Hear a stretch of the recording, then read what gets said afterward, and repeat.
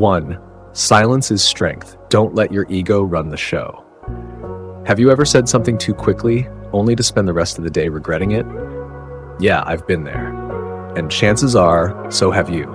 A snap reaction in the heat of an argument, a message you sent too fast, a conversation that started small but ended with two people drifting further apart. Not because they didn't care, but because no one knew when to stop. We live in a world where being quick is praised as being smart, where the louder you speak, the more right people think you are.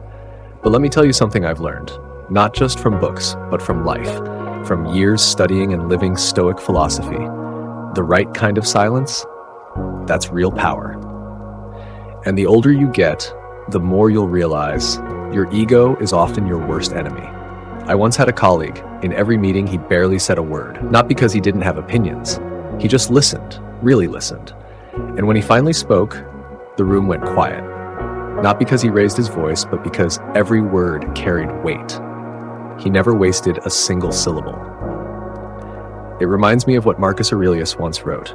The soul becomes stronger by staying calm amid the world's noise. We don't have to win every debate. We don't need to explain ourselves in every misunderstanding. We don't have to be heard in every single story out there.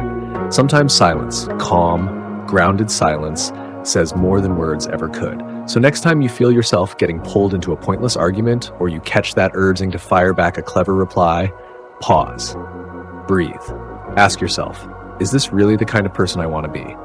If the answer is no, hold on to your silence like a weapon, soft but solid, still but powerful.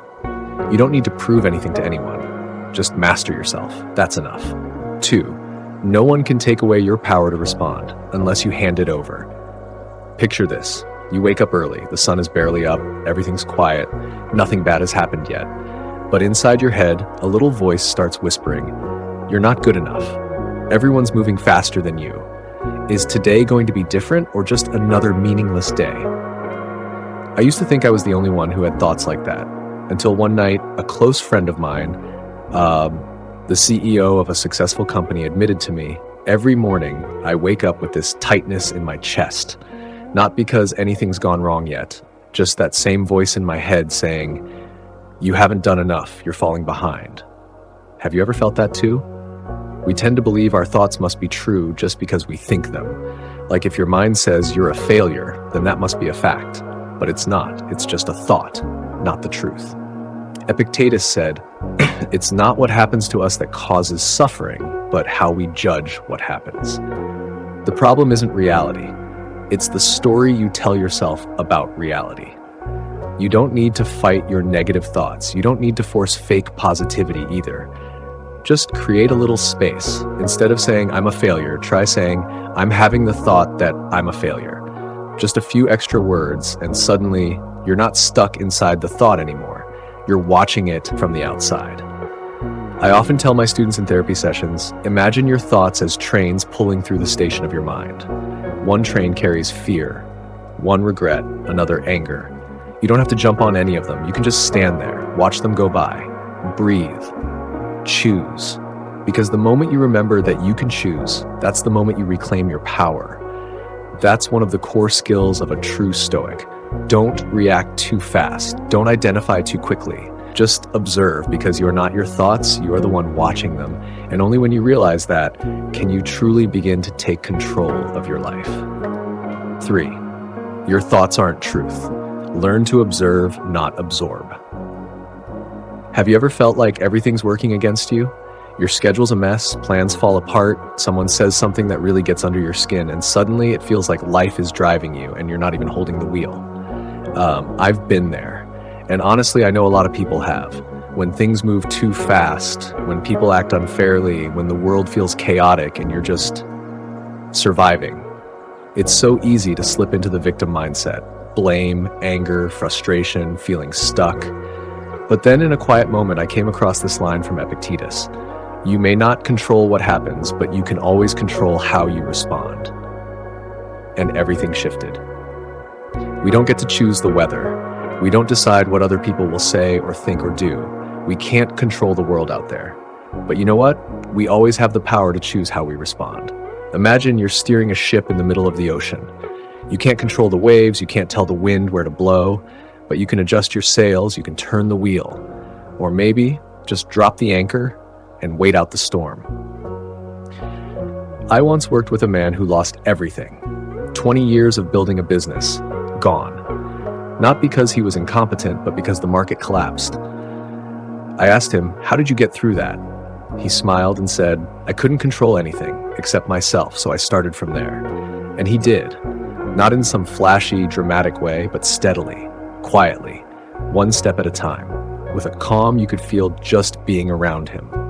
That's Stoicism. It's not about pretending things don't hurt. It's not about slapping on a fake smile. It's about choosing to stand your ground, even when everything around you is falling apart. So next time you feel the urge to snap, to lash out, to defend yourself, take a moment, pause, and ask yourself, will this reaction bring me closer to the person I want to become?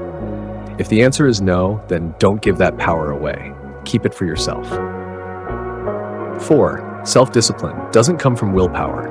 It comes from systems.